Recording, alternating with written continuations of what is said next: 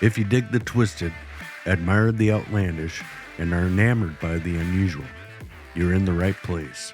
True crime, the supernatural, the unexplained, now you're speaking our language. If you agree, join us as we dive into the darker side. You know, because it's more fun over here. Welcome to Total Conundrum. Warning, some listeners may find the following content disturbing. Listener discretion is advised. Ha ha ha ha. Hey there, Conundrum crew. It's Jeremy and Traci back with a brand new episode for you. That's right, folks. It's our 15th episode, and we're diving into a creepy topic today. So grab your favorite cozy blanket, and let's skip turning down the lights for this one as we journey into this horrifying tale. Ooh, I've got goosebumps already. And speaking of things that go bump in the night, what's on the menu for today, Traci? Well, Jeremy, in this episode, I'll be serving up a spine-tingling tale of the black-eyed kids and their not-so-friendly cousins, the white-eyed kids. Black-eyed kids? White-eyed kids? It sounds like a creepy family reunion. Are they distant relatives of the children of the corn? Close, but not quite. These mysterious children have their own unique brand of spooky. You won't believe the stories and encounters people have had with them. It's a real case of the children of the contact lens gone rogue. Well, I can't wait to hear all about it. If you see any kids with unusual colored eyes outside your windows, Traci, just remember, don't invite them in unless they've got some killer riddles for our Conundrum Challenge. Haha, noted.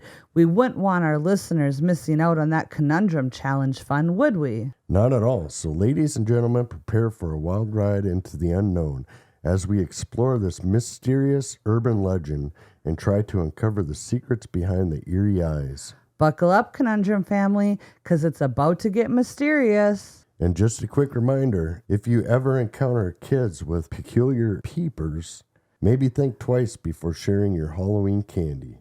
You never know what you're inviting into your life. Who are you kidding, Jeremy? You're not sharing any of your Halloween candy. Hell no. All right, ghosties and goblins, before we dive into this paranormal pandemonium, make sure you've joined our spooktastic YouTube subscription. That notification bell, let's be honest, it's feeling a little neglected lately. Give it a good old ring so it doesn't get all dingy on us, and ensure it doesn't ghost you when we drop fresh episodes. Absolutely, Traci. And while you're at it, don't be shy with that thumbs up button. It's like the spooktacular cousin of the like button. If this episode gave you even a beautiful smile, let the thumbs up know it's fantastic. You got it. And if you're grooving to our show on Apple Podcasts or Spotify, leaving us a rating and review would be like a warm, cozy blanket. And who can resist a warm, cozy blanket? We certainly can't. Don't be a crypto keeper, folks. If you got a tale that sent shivers down your spine or a riddle that's been scrambling your brain, share the spirit with us. We're all ears, and trust me, our ears have braved some pretty spooky stories. So haunt us with your words. In our previous episodes, we spilt the tea about our podcast pals. Brace yourselves because we've got some epic trailers from these fellow spookters heading your way in future episodes. Keep the share love flowing because sharing is definitely scaring. And brace yourself because we're about to blow your minds with the black-eyed kids. But hey, before we plunge into the deep end of the spooky pool, we've got a trick-or-treat for you. Trailers from our partners in crime, Hot Garbage True Crime, and Weird Mythic. A big shout out to those fabulous folks for joining forces with us. So now's your chance to put on your podcast spectacles and dive into their shows too. And here's a little tip. If you don't, our resident ghost Casper might just supernaturally visit you in your dreams. Trust me, you don't want to mess with Casper, the unfriendly ghost. And guess what? We've been scheming with Nisha and Buddha Badass for an epic crossover episode. Brace yourselves, people. Things are about to get crazier, spookier, and even a bit weirder. In the bizarre sphere. How do I say that again? Spear Sphere of things. of podcasting. A podcast. Let me say that again. Yeah. Of podcasting. So enjoy the beautiful ride, Conundrum crew. Let's dive in. Top of the day, everyone. I'm Nisha. And I'm Buddha Badass. And we're the hosts of Hot Garbage True Crime Edition. Do you guys like true crime? I really don't. I feel like you force me on this show every freaking time I come here. Do you guys enjoy listening to victims and murderers and grotesque stuff? People that are sick in the freaking head, that's who likes it. That's who likes it. Well, if you like that kind of stuff, then you should totally check us out. I mean, every single Thursday, we drop the most hottest cases, and we have fun while doing it. You drop the most hottest cases? You drop murder and death. Kill. How many people can actually say that they have fun while listening to a true crime podcast? And I feel like that's what we do here. So you're just not going to listen to me now? I'm just going to say this and you're not going to listen to me? And you know what? Our listeners are not just our listeners, but they're our friends and our trash pandas. We love you guys. They're a lot, and I will agree to that part, but I'm still just mad at you for just not talking to me. They're paying you this well to say all this. So check out Hot Garbage on Spotify, Apple Podcasts, anywhere that you listen to podcasts. Check us out every single Thursday. A new episode drops. I officially hate this commercial. On some real. Hey, Jeremy, how are you today? I'm good. How are you, Traci? I'm good. And we have a little special treat today. We have a guest. Tammy, how are you? Doing good. Good. Nice. We're going to torture her with our scary story, and she'll be able to add some banter if she wants to, if she feels comfortable. Yeah. And if you hear a little jingle jingle, she's got her little puppy in her lap. So, but do we have any news or any updates? I don't think so. No? No. We had to cancel our haunted house and cancel Halloween. our Halloween party. First time in how many years? 12. Yeah, very sad. We had some pretty bad storms, took out a lot of stuff and a lot of damage. A lot of animatronics broken. Yep, canopies collapsed, and So I know what I'll be doing for the next 2 months. Mother Nature was quite a bitch on this one. Very much. We spent an entire day in the rain taking everything down so we didn't lose more. It was depressing. Yeah. Our haunted house consists of 16? 12 canopies? Oh, there's more than that, isn't there? Yeah, there might be. Maybe it's 16. And then we've got the ones up front too. Or is that all together? That's all together. Okay. And then we lost probably about 6 of those due to rain. In this storm, 4 in this previous storm. Was it 4 before? Yep. So 10 canopies in one season. Wow. Yeah, that's bad. That's expensive. Yeah, and we had just replaced 4 of them that we lost, and some of those ones that we just replaced broke too. Crazy. It was not fun. But I know one thing that we need to cover is the Conundrum Challenge shout out from last week. Oh, yeah. We got a couple of winners, We eh? do. They get a shout out on the show. So the riddle, if you don't remember or didn't see it from last week, was I'm not alive, but I can grow. I don't have lungs, but I need air. I don't have a mouth, but water kills me. What am I? And on Facebook, Chris Miles guessed it right. And on Instagram, the Jake Sash Show guessed it right. And the answer is fire. Good job, you guys. Way to go. And we'll have another conundrum riddle for you at the end of this episode. And other than that, for news, like I said, we have our crossover episodes we've got a few of them coming up in November. The Conversation Cabin, 1-0 Podcast, Hot Garbage Show, Hauntscast, Exciting. and Bizarre Encounters is Should be another one. fun. And tomorrow night, I will be, I don't know if Jeremy's going to do it yet or not. Still not sure. Farah from the Conversation Cabin invited us to be guests on her Halloween special. So that's kind of scary, but I'm excited. Get her done. Yeah, but other than that, I don't think we have any other updates or news. All right, let's get into it. Let's get into the story.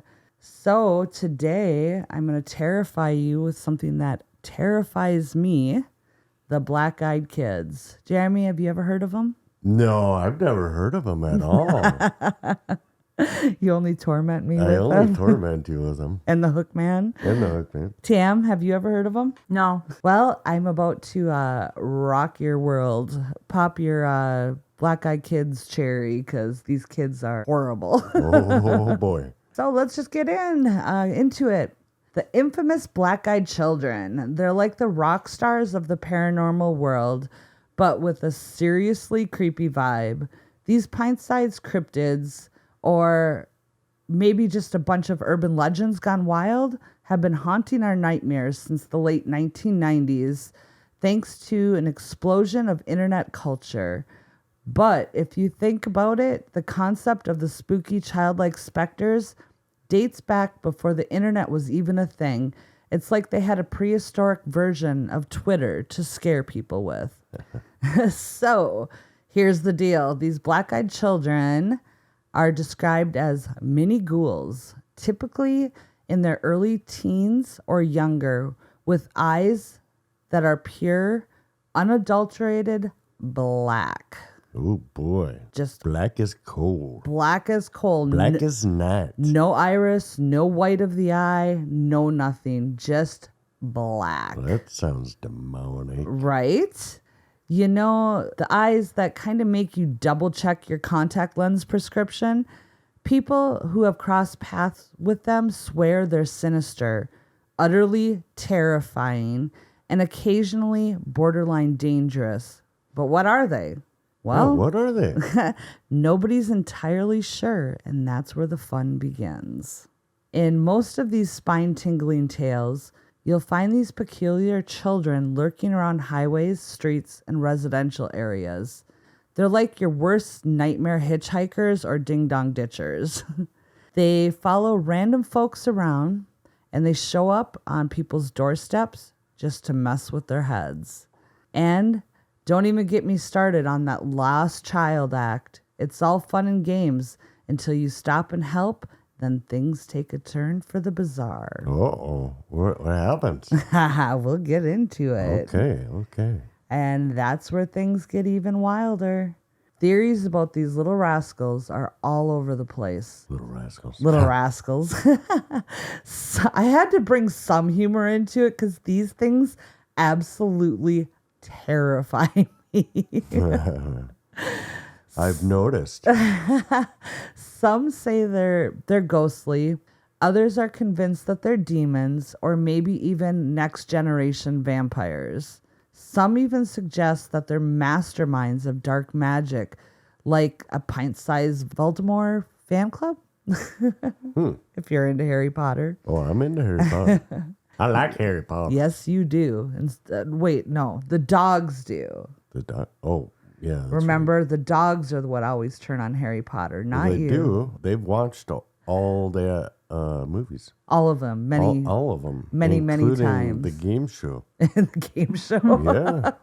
They dig that shit. I'm sure if the dogs could talk, they could probably recite it just like you. Oh, I'm pretty sure they know all the spells and what wand they would want, Oh, totally. It's a good thing they don't have wands because they could cast spells on us. And they're probably not very happy with us lately because we've been so busy. So we come home and they don't even greet us at the door anymore. They're so mad at us. Just lumps. Just lay lumps there. on the couch. They just want to be fed. So UFO enthusiasts have their own story. They think these kids might be human alien hybrids, which, let's face it, it would make for an out-of-this-world bedtime story. Yeah.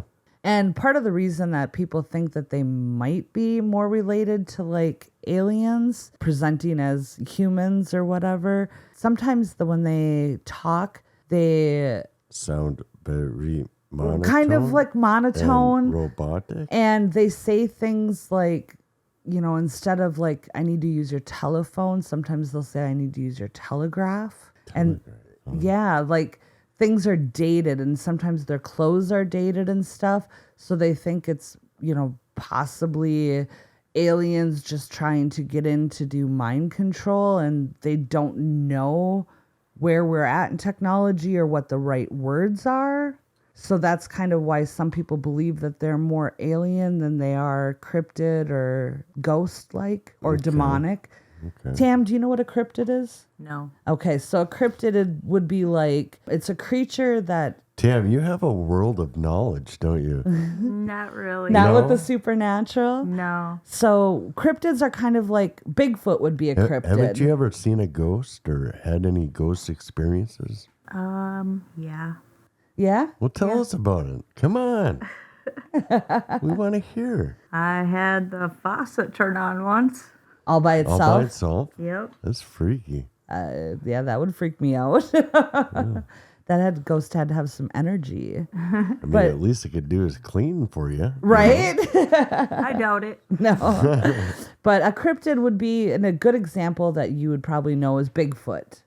Okay. So it's like a creature that people believe exists, but they can't prove exists type thing. Okay. So that would be a good example. Yeah, Mothman. Mothman, and there's all sorts of Dogman. Dogman. The Pigman. There's a lot of mans, There's a lot of mans.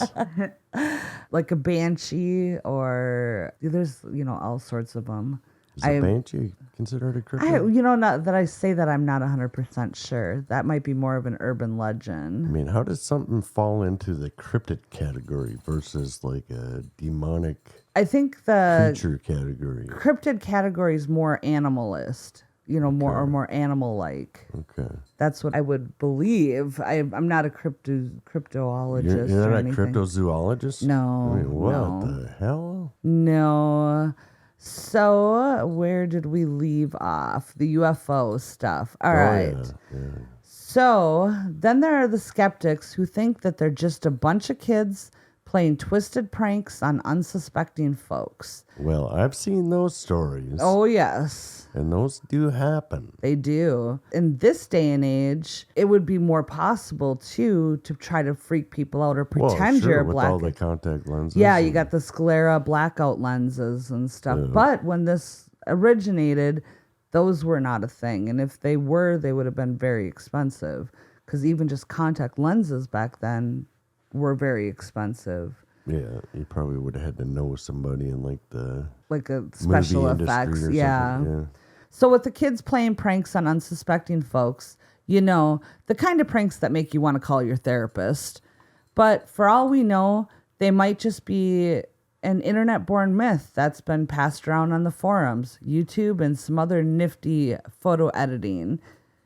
In this digital age, anything's possible. No, it's all true. It's totally. It's totally all true. Nobody alters photos Nope. or, Nope. superimposes ghosts. And Nope. Nope. People don't do that stuff. That's dishonest. Yeah. Now, if you're hoping for a historical record of when these freaky encounters started or where this whole legend originated, well, you're out of luck. It's like they erased themselves from history. Or did they? Or did they? Hold on to your... I think that's, one of the things about all these creatures and cryptids and stuff like that is if you look back in history, there's similar creatures just with different names, Oh, yeah. So it's kind of like the creature is evolving through the years, Oh, definitely. But, a lot of these stories, if you do your research, you can find, theories of these creatures way back in like the 1700s and stuff like that, way back before the internet existed. And Or it could be a medical condition or something, too. could be. I mean, I'm sure there's some kind of medical condition that causes, like with albino people, they have more red pigment in their eye. Like their eyes are all red and pink. Yeah. So there could be something else that could block. Could be unknown animals still existing. Oh, definitely. Especially ocean animals. Oh, the ocean. Ocean is a scary freaking place. There's a lot of shit down there that I don't even ever want to encounter. I ain't swimming in that shit. I swim No in way. it, but not very far. I'd be the first one to get eaten. Well, hold on to your tinfoil hats, folks, because it looks like we might have unearthed one of the earliest records recorded of the Black Eyed Kids stories. Ooh. And by earliest, I mean, let's go back in time when 1999. when Y2K was a thing and we were all worried about our Tamagotchis. I was like right there. See that? You were just a year off. Yeah. Do you know what a Tamagotchi is? Do you remember them? No, but I mean, I kind of do, I guess. They were like a little digital keychain, and it was like an animal, and you had to feed them and water them. Like a digipet. Digipet, yeah. Yeah. Same kind of thing. My kids loved them, and one of them, actually, they found it a couple years later, and unfortunately, their Tamagotchi died. How many times did they kill it? Right. Did your kids? You forgot to feed your animal 12 times. Did your kids play with those, Tam? Those Tamagotchi or Digipets? Not really. No? I think They- it's more of a girl thing. Maybe. They were more into their video games. So, in 1996, a Texan reporter named Brian Bethel decided to drop a chilling tale on the internet. Now, we're not talking about your average cat videos or dancing babies. No, Brian went straight for the jugular with a mysterious encounter with not one, but two malevolent kids sporting the darkest eyes on this side of the black hole. Those dancing baby videos were funny as They shit, were though. funny, and you do a very good impression of it. Oh, yeah, I do. It's because I have no bones in my body. They just wiggle and jiggle. The Usenet's alt.folklore.ghoststories forum was the place where Brian decided to spill the beans about his haunting experience. Imagine Usenet as the Reddit of the 90s, but with a lot more dial-up internet. Oh my God, dial-up internet. That noise. Yeah. Yeah. Telnet server. Yes. And that's where Brian chose to drop his spooky saga. And it's got urban legend written all over it. I mean, who can blame him? If I stumbled upon a couple of demon-eyed kids back in 96, I'd be rushing to share my tale too. So let's rev up your engines, buckle your seatbelts, because we're about to cruise down memory lane with Brian's account of what went down that night. Now, you might want to roll those car windows up and lock your doors, because this story is about to take you on a wild ride. It's a tale that'll... Spooky. It's a tale that'll have you checking your rearview mirror and making sure your car's security is in tip-top shape. So, shift into gear, my friends, and let's motor through this crazy journey. Here is Brian's story. You guys ready? Oh, we're ready. Are you ready, Tam? We're on the edge I'm of our ready. seats.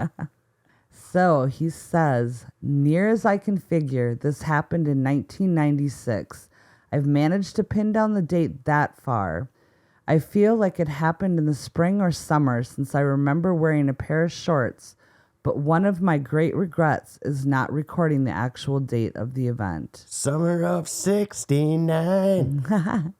After you hear the story, you'll think it would be something you'll never forget, but given enough time between, not the case. My memory, while good, isn't quite perfect, Who's this? right?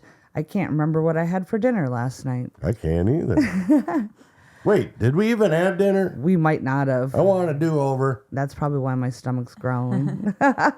Wait, we had chicken. Oh, that's right, we did. Chicken from Coburn's. Yum. Not as good as KFC, though. No. I need KFC to back in our town or back near us. So he continues to say, I had gone down to the former site of Camelot Communications, one of the area's original internet providers, to pay my bill. At the time, Camelot was located on North 1st Street near the movie theater in the shadow of what is now Chase, then Bank 1. I was using the light of the theater's marquee to write out my check while I planned to put it in Camelot's night Dropbox slot. Do you remember those days of actually driving to pay your bills, dropping them off in, they're like after hours boxes and stuff? I've never used those. No? No. I remember having to do that. There was some like charter cable back in. Yeah, I mean, they would still allow you to send your bill in because Oh, you could mail it in and stuff, but like if Yeah. you'd forgot to mail it in, if it was a local business, they'd have a little drop box. I remember doing that a few times. That was before, I remember them existing. I've never used one. Yeah. So involved in his check writing, he never heard them approach. There was a knock on my driver's side window, he said. Two young boys. I was like, good sound effect. Two young boys, somewhere between 9 and 12 years old, were dressed in hooded pullovers, and they stood outside his window.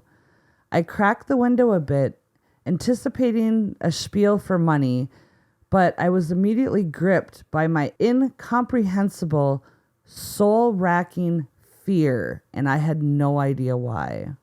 A conversation ensued between one boy, a somewhat suave, olive-skinned, curly-headed young man, and myself. The other, a red-headed, pale-skinned, freckled young man, stayed in the background. The spokesman, as he calls him, or as I've come to think of him, told me that him and his companion needed a ride. They wanted to see a movie, Mortal Kombat, but they had left their money at their mother's house, asked if I could give them a ride. Plausible enough, but all throughout this exchange, the irrational fear continued and grew. I had no reason to be frightened of these two boys, but I was, terribly. After a bit more conversation, I looked up at the theater marquee and down at the digital clock display in my car. Mortal Kombat's last show of the night had already started. By the time I could have driven the boys anywhere and back, it would have been practically over. All the while, the quote-unquote spokesman uttered assurances. It wouldn't take too long. They were just two little kids. They didn't have a gun or anything. The last part was a little bit unnerving. Yeah. Oh. Why would you think of, saying that? We don't have a gun or anything, sir. That is, spooky. I noticed that my hand had strayed towards the lock on my door. I pulled it away, perhaps a bit too violently. In the short time I had broken the gaze of the spokesman, something had changed and my mind exploded in a vortex of all-consuming terror. Both boys stared at me with coal-black eyes, the sort of eyes one sees these days on aliens or bargain basement vampires on late-night television. Soulless. Why did it take them that amount of time to Notice the realize eyes. that their eyes were black? It's a common occurrence, and I'm going to share a few more stories with you. Okay. And people don't realize it right away. Like, for instance, they were wearing hoodies, and most of them will have their hoods up Right, and their I've heads kind heard of that where down. their heads down. Yeah, and kind of when they get irritated is when they kind of look up. And make eye contact. Yeah, but it's like they're messing with your head at the same time. A lot of people account that they'll feel like they're reaching to open the door further, like if the ones that come to their house, they'll like unconsciously go to open the door further and then catch themselves doing that. And so it's kind of like a mind meld or mind control type thing too. Mm. So Crazy. very. So these soulless orbs look like two great swaths of starless night, is how he describes them. And he said, I did what I feel any rational person would do. I full on freaked out inside while trying to appear completely sane and calm on the outside. I apologized to the kids. I made whatever excuse came to mind, all of them designed to get me the hell out of there. The aurora of fear was now a palpable, black hanging thing, almost as if reality itself was warping around me. I wrapped my hand around the gear shift, threw the car into reverse, and began to roll up the window, apologizing all the while. My fear must have been evident. The boy in the back wore a look of confusion. The spokesman banged sharply on the window as I rolled it up. His words, full of anger, echoed in my mind even today. We can't come in unless you tell us it's okay. Let us in. No. Fuck no. Get the fuck away from my car before you get a boot in the fucking ass. Yeah. I drove out of the parking lot in blind fear, and I'm surprised I didn't sideswipe a car or two along the way. I stole a quick look in my rearview mirror before peeling out into the night. The boys were gone. Even if they had run, I don't believe there was any place that they could have hidden from view that quickly. So they just kind of went poof. Poof. Ooh, they're gone. He gone. He gone. They gone. Brian goes on to say the following. I do feel like I can say this with some authority. This was back in the day when freaky coal black contacts weren't widely available to a couple of kids in Abilene, Texas for anything under a small fortune. And there wasn't enough time to put such things on in the short time I broke the spokesman's gaze, even if they could afford them. Will I ever know for certain what I saw? Probably not. Do I ever care to see them again? Hell no. As much as I still don't know what happened that night and why, here's one thing that I do know. It's a gut feeling, but one that raises a level of almost certainty. If I had given the spokesman and his friend a ride on that long ago evening, I don't think I'd be here to type this now. Well, next time, Brian, let's test the theory. I mean, really. Give him a ride. How are we ever going to know? You know? If nobody ever takes these kids up on their offers, Right? how we got to know? Well, that's not going to be me taking them up on their I offer. mean, maybe they're black-eyed angels. They're coming to grant you a wish.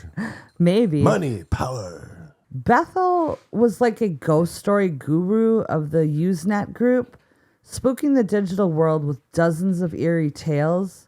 But his black-eyed kids, the BEK as they're also known, encounter, was it truly real? Or, because he was one that would write so many scary stories. And he was actually a writer for a local newspaper and stuff as well. So that a lot of people will put into question if this truly actually happened or not, or if it was just one of the stories that he created. Right, sure. I mean, that's true with anything. Right. But it was so chilling that it did leave the internet collectively shocketh. He even had to whip up a BEK FAQ just to handle the overwhelming demand for more details about this newfound urban legend. So he created... Dude went viral. He did. He had to create a, FAQ, frequently asked questions for the black-eyed kids. Crazy. Now, you might be wondering, do I believe in all this supernatural jazz? Well, according to Bethel, there's a high chance something otherworldly was at play. The fear, that's the real deal breaker. Picture this. You're casually minding your own business, and suddenly you get that feeling that you're being measured up by unseen forces. It's like you're staring into a cosmic reality show without your consent, and the grand prize is life and limb jeopardy. I don't like that idea. I don't either. Ever since Bethel unleashed his original story, a legion of brave souls have come forward with their own BEK sightings. It's like they formed a Spooky Encounters Club, and membership is growing faster than a zombie horde on a caffeine kick. So it's kind of like Dungeons and Dragons. Yeah.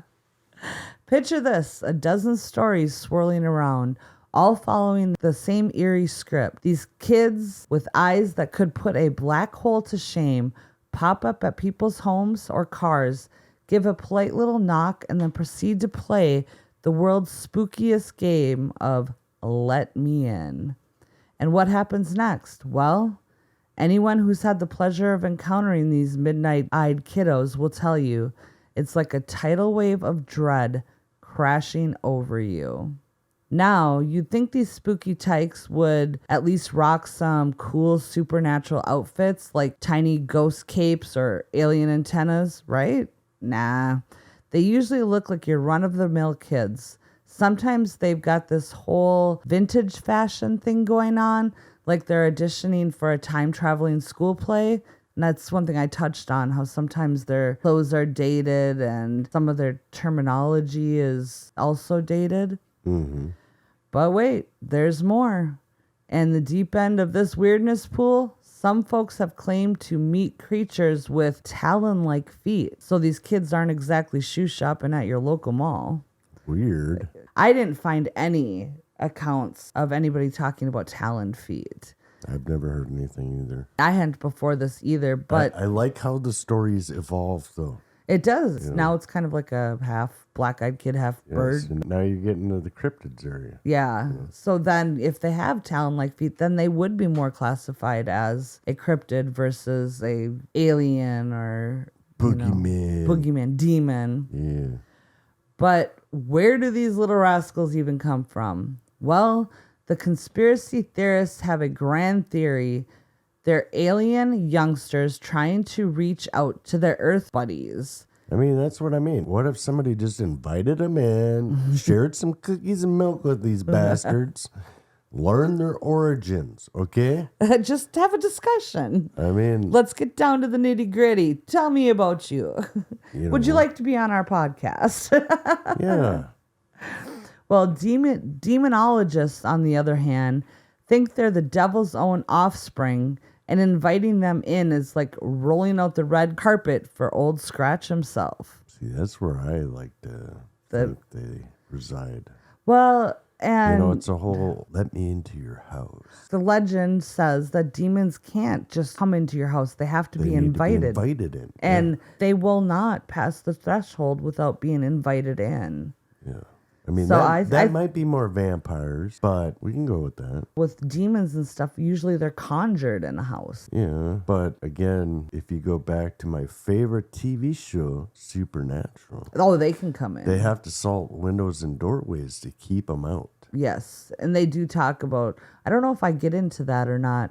No, I don't think I did. But towards the end, remind me to cover some of the ways to ward off the black-eyed kids. Some of them were very silly. Well, apparently, just closing the door on them works. So. Well, that does too, yeah. Supposedly, they just want to use your phone to call their parents, but the moment you lock eyes with them, it's like you've stumbled into a sinister plot, and there's no turning back.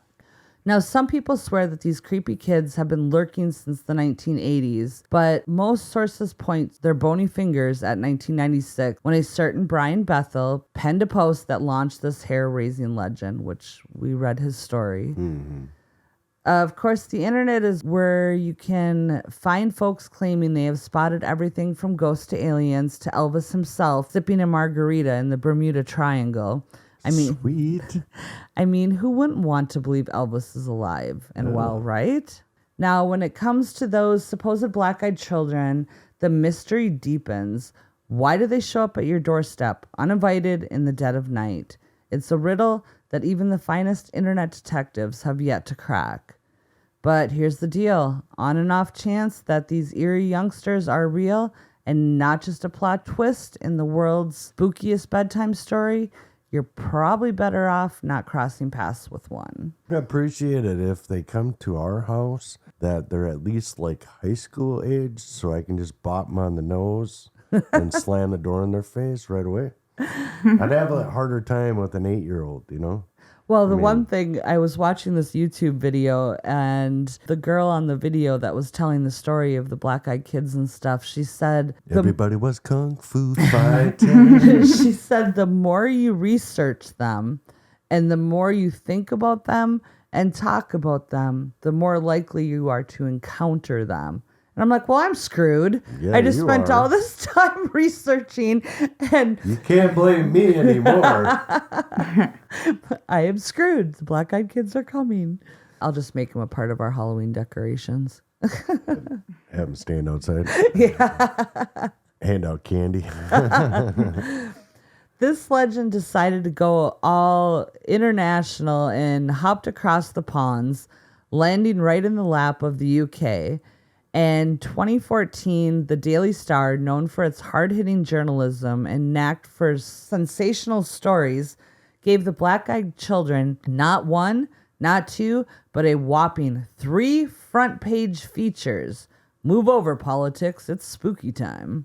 Yeah, kids are famous, man. Right. And for a supernatural type thing to be featured on the front page of a reputable newspaper 3 times? Oh, that's pretty crazy. Pretty crazy. Now, these sightings sent shockwaves through the ghost hunting community.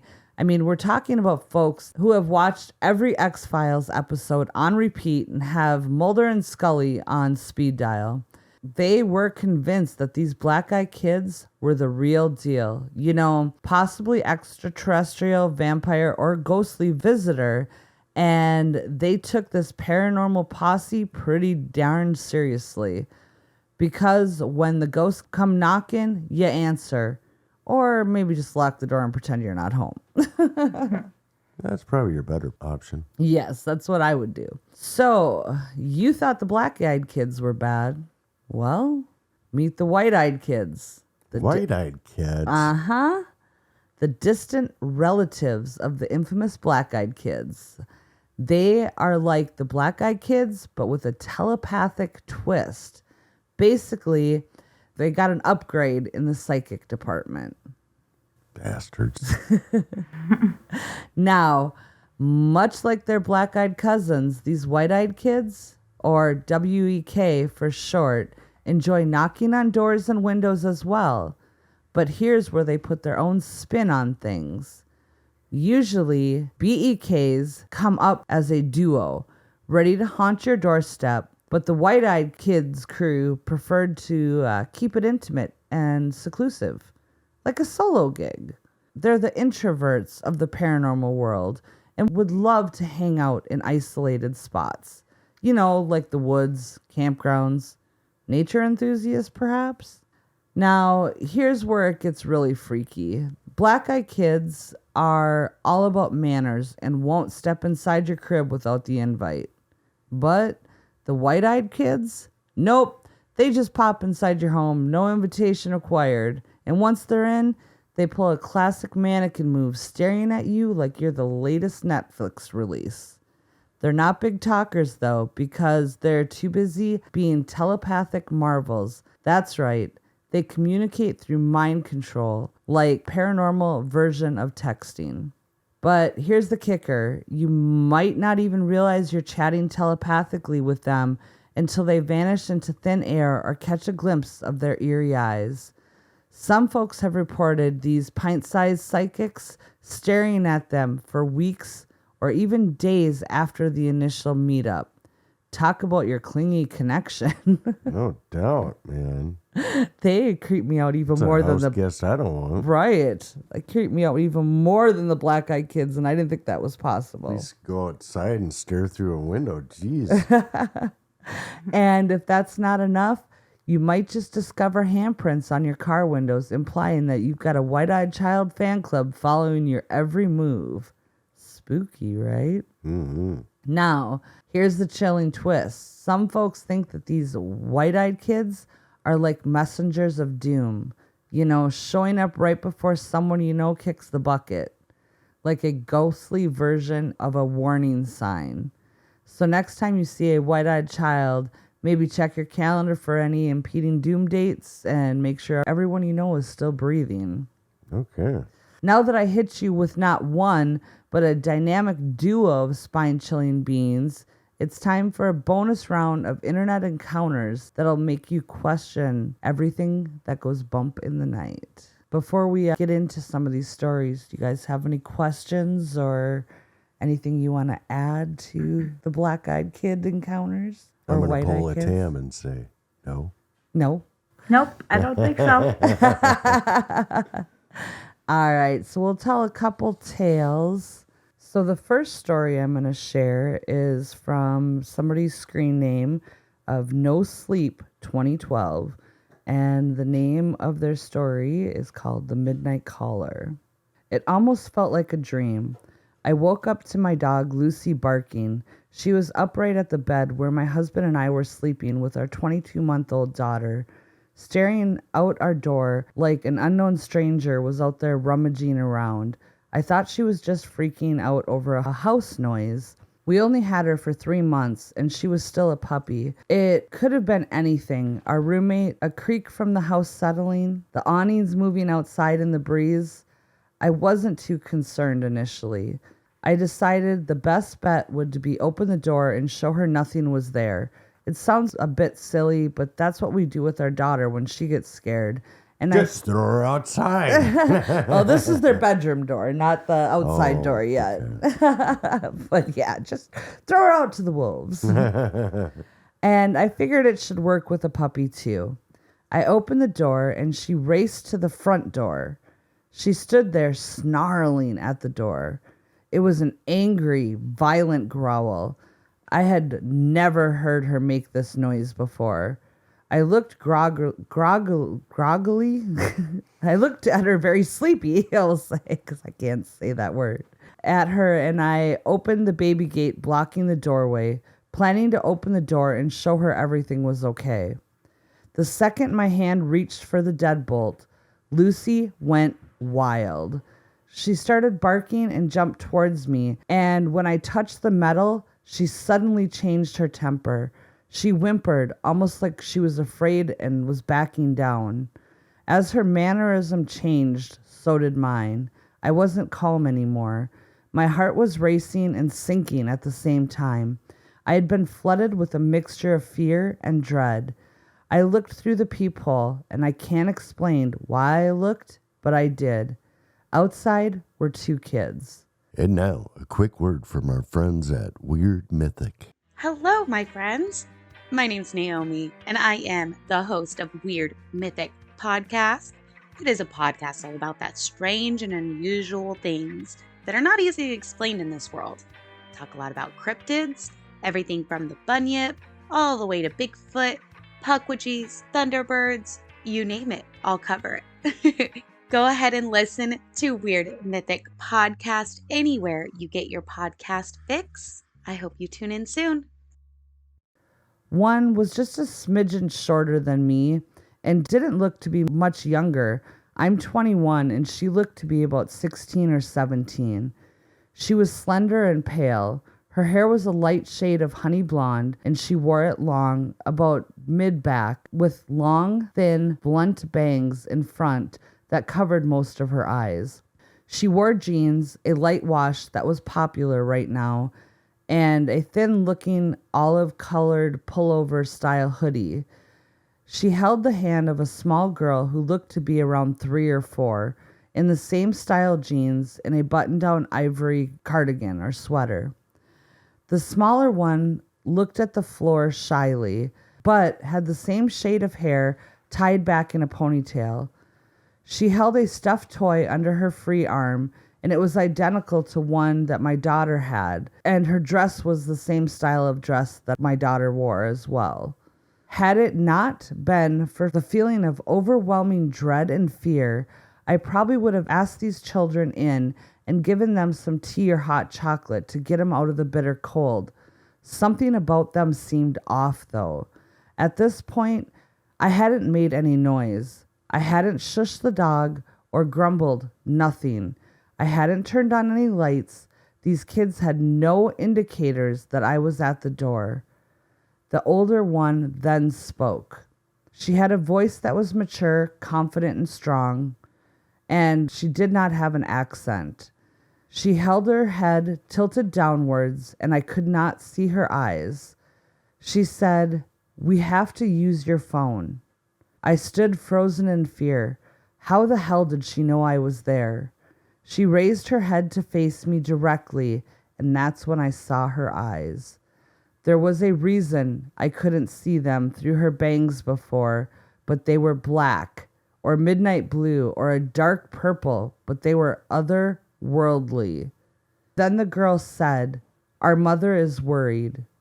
As someone that has always been interested in creepy stories, I don't think Tam liked your creepy story. she left. She just bolted out of here like she had explosive diarrhea. She gone. I don't think that she enjoyed the black-eyed kid I don't story. think she did either. I didn't either. But Entertained the hell out of me, though, seeing her run out of here. poof, and she gone. She gone. So this person said that, she's been interested in creepy stories and she knew what these girls were the second she looked at them and saw those eyes. Devil eyes. The devil eyes, the demonic. I have never been one to believe in these things. As a staunch atheist and a skeptic when it comes to the paranormal, I had written off many ghost stories from friends and family members eager to tell their tale. Why is it that everybody that tells these stories Always says they're a always skeptic. starts with, I've never believed in this kind of thing, but... Well, just wait until you have your first encounter. You'll be saying the same thing. Nah, I'll figure it out. You'll it's debunk it somehow. Yeah, bad electricity wire, or, electrical wire, a bad breaker. Well, she said still she didn't believe it, but I could not rationalize my way out of this. I was standing with nothing but a thin wooden door between me and the black-eyed kids. There was no question what was right in front of me. She did not answer her. Slowly and silently, she backed away from the door. Lucy was still cowering at her ankles.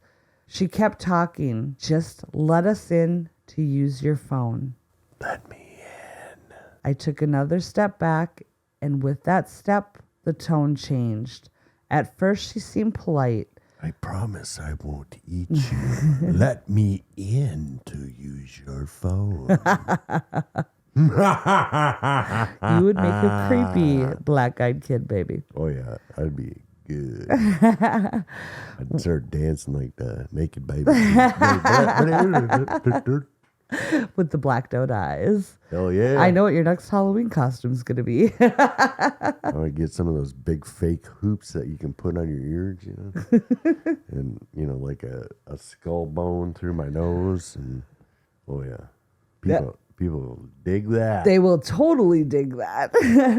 So when I took that second step back, she became commanding, almost hostile. "We're not going to hurt you. If we wanted to do that, we would have broken in. I'll ask again. May we come in and use your phone?" Holy shit. Well, in that case, sure, come on in. Of course. Let's have some cookies and milk. Totally. You want some tea? Sit down by the coffee? fire, have a good old time, we'll talk, get to know each other. Lucy snarled at the door, and I inched backwards, though something inside me seemed to be slowly pulling me back towards the door. It wasn't a physical pulling so much as a subconscious need to go back and let them in. Hell no. Hells to the no.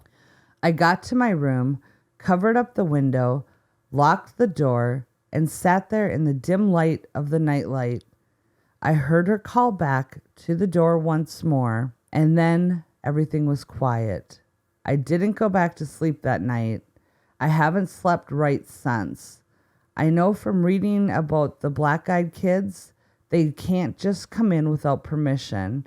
I know they hadn't hurt anyone, but I still fear I'll be the exception. When I told my husband, he said it was just a dream. He keeps telling me to forget about it, but this lingering feeling of sadness, this dread when the house is silent at night, this fear of a knock at the door, it tells me otherwise. So yeah, pretty creepy on that one. And I've got a few more, but depending on time, we may just get to this last one. We'll see how long this one is. Okay. This one is from Sarah Beth 11, and the title is Halloween. This is so funny. I'd never heard of the Black-Eyed Kids before my incident, so when I come on here to post my story, and the first story I see is about the Black-Eyed Kids. Weird.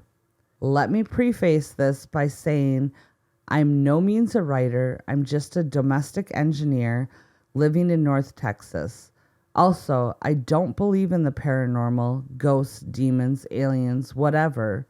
However, I did have an event happen to me this Halloween. I have to admit, it has me scratching my head. This is my first post on Reddit, so sorry to say I've never heard about it until yesterday. I told my best friend about the incident, and she's an avid reader of No Sleep, and she told me that if I didn't post it, she would. So here I am. Anyway, I hope you like it. So I'm thinking her friend is an avid reader of No Sleep. That must be like a Reddit column or a Reddit topic or something. Okay. Where people like type in their stories that are creepy and supposed to keep you up at night. I'm not a big Reddit user, so I'm not 100% I'm sure. not either. I have never heard of that. You've never heard of Reddit? Oh, I've heard of Reddit. I Just not the No Sleep? Yeah. Okay. I mean, I do live on Earth after all. Jeez. So it had been a slow trick-or-treat night in our neighborhood that evening, which is pretty odd in itself. We usually have kids from different areas dropped off in hours and have a constant parade at our door. That night, I'd say we had no more than 8 or 10 groups of kids come by the entire night. It was about 9:30 p.m., and my husband and I were sitting in our family room watching some of the ghost shows based on supposedly actual events. Like I said, I don't believe in that stuff, but I do like a ghost story now and then. And it was Halloween after all. We hadn't had any activity at the door in over a half an hour, and it was getting late, so we decided to turn the porch light off and let our dog Chloe out of her crate. Chloe is an American bulldog and is very docile. We only put her in the crate because we were afraid she'd try to get out and play with all the kids, and I didn't want to have to chase her down the street. Also, we didn't want her to scare any of the kids because she would look a little intimidating to the younger kids. So I turned the outside light off, let Chloe out, and she followed me back to the couch and laid down at my feet. It was getting closer to 10 p.m. when my husband decided he had enough fun for the night and was going to go upstairs and take a shower and get ready for bed. After all, it was Thursday and he still had to get up early the next day. My teenage son was out with his friends at a local haunted house and wasn't expected back for another hour or so. So that left me alone on the couch with Chloe. Now, just because I don't believe doesn't mean these shows don't freak me out a bit. And being alone now watching, I'd have to say I was kind of on edge, as it were. It wasn't long after I heard the upstairs water for the shower turn on when there came a light knock, knock, knock at the front door. My initial reaction was, what the hell, really? It's almost 10 o'clock, go home. But soon an uneasy feeling came over me. Why the knock? Our doorbell glows in the dark, and without the porch light, it would be extra obvious to anyone there. I paused. I couldn't really just ignore it. Our front door had a big beveled glass panel, and anybody that was right at the door could see in enough to see someone was in the family room watching TV. It would be pretty rude for me just to sit there and not answer it. Knock, knock, knock, again from the door. I glanced down at Chloe, and she was gone. My gaze followed her usual path to the front door, expecting her to be on her way there as she normally does. Nothing. She wasn't there. I stood up to look around the room better, and found her crouching by the back door like she was wanting out. However, she never asks to go out like that. She always comes and licks my hand or puts her head on my knee. This was totally out of character for her, and I have to say it heightened my anxiety. Chloe, Crate, I said. She turned back to look at me like, hell no, lady, ain't moving. I yelled up to my husband, but he was already in the shower, and I knew there was no chance of him hearing me. Knock, knock, knock. About that time, a car drove down the street and cast enough light on the door where I could see the silhouettes of 2 small children through the glass. I instantly felt relief. It was just some kids, probably a couple of my neighbors, on their way back home and wanted to stop by and show me their costume or something. I headed to the door and looked back to make sure Chloe wasn't going to follow. What a great watchdog, I thought to myself as she just sat there. I turned on the porch light, and when I got to the door, sure enough, I could see through the glass that it was a couple of pretty small kids. A little late for such young ones, I thought, and I began to wonder what kind of parents would let their kids run the streets that late at night. I only opened the door enough where I could block Chloe's escape if she decided to grow some balls, which was only about 2 feet. What struck me immediately as odd was the kids weren't wearing any costumes. They were in normal street clothes. Also, no customary trick or treat, nothing. Smell my feet. Give me something good to eat. If you don't, I don't care. I'll just pull down your underwear. Is that how it went? I don't know. I began to feel very uneasy again. It was a boy and a girl. The girl to my left was older. I'd say around 11 or 12. I could tell she was blonde, but I couldn't make out any distinct features, as our lights are from high above on the columns at the front of the porch, so most of the light was coming from behind them. I had not opened the door wide enough for any light from inside to hit them directly. The boy was younger and was about a foot shorter. I'd say maybe around 8 or 9, and he looked to have light brown hair. The girl very politely spoke up, "Ma'am, can we please come inside and use your phone to call our mom?" As she spoke, something in the pit of my stomach was telling me something was wrong. What kid, even at that age, doesn't have a cell phone of their own these days? I couldn't remember the last time I'd had anybody ask me to use my home phone. "Hun, don't you have a phone of your own you can call your mom on?" I asked. This was when things really got weird. Both kids turned to look at one another like they were going to say something to one another, but neither spoke. They both turned and looked back at me, and the girl said, "Ma'am, my cell phone battery doesn't have any charge left in it. Can we please come inside and call our mother? We're alone out here, and my brother is scared." I have to admit there were 2 competing feelings going on inside of me. The first, that of the mother's heart that I wanted to help these 2 children get to their mom. The other, a sinking fear in my gut that was keeping the other feeling at bay. It was then when I noticed that during this short conversation, I'd already opened the door a few extra inches, which I was completely unaware of doing. I stopped. "Honey, why don't you give me your mom's number and I can call her myself?" Another pause, and again, they looked at one another. After a short moment, they turned back to me, and the girl said, "Ma'am, my little brother has to use your bathroom. Can we please come inside while you call our mom?" And with that last statement, the little girl moved closer towards the door like she was just going to walk in on me. As she did, she stepped into the light coming from the inside of the house, and I got my first real look at her. Solid, jet black eyes. That's all I could see. That motherly instinct was gone and was replaced by terror I don't think I've ever felt in my life. I could feel every hair on my arm and back of my neck standing at attention. I closed the door to where just my face was able to stick out. The little girl stopped and again pleaded, "Please, ma'am, we're really scared and we're alone out here. We have to come inside. Please help us." Then, like on cue, both kids began to whimper and cry. That's when fear took over, and I shut and locked the door. "I'll call your mom if you give me the number," I shouted through the door, "but I'm not letting you in my house." I could see them stand there on the porch, just staring at me through the beveled glass pane. Part of me wanted to run upstairs to my husband, but the bigger part of me didn't want to lose track of where they were. That would have freaked me out even more to not know where they were.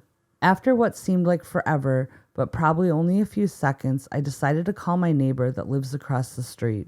As I made my way to the side of the table by our couch to my phone, I glanced at the back door. Chloe was nowhere to be found. See, that's what I would have done. I would have thought about that neighbor that, you don't really get along with. And I've been like, go over to that person's house over there.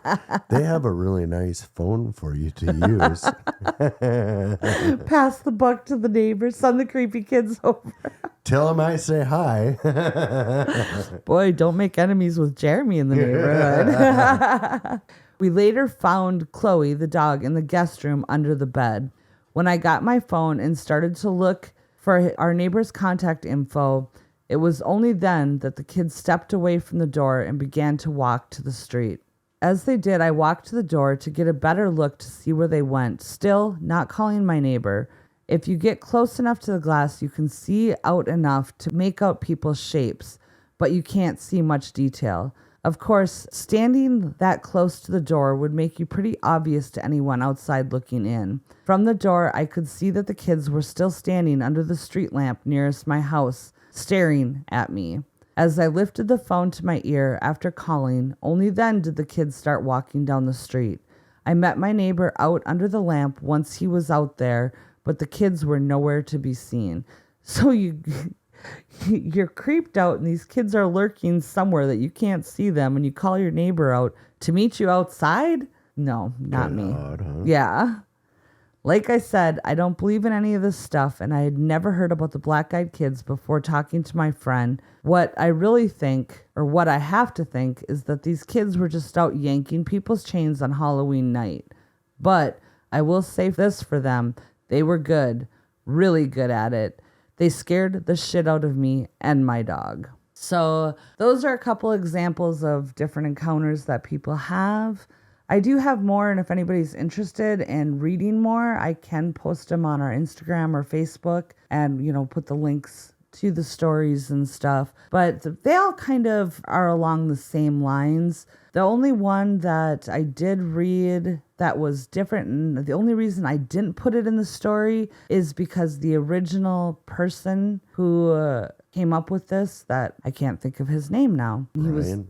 Yeah, there you go. He had also had another story that he wrote, and there was a lot of back and forth whether it was true or not, but they talked about people letting the black-eyed kids into their house, and weird things started happening. They let him in, let him go to the bathroom. The woman went down the hallway with the kids, and then their lights started blinking, and then all the lights in the house went off.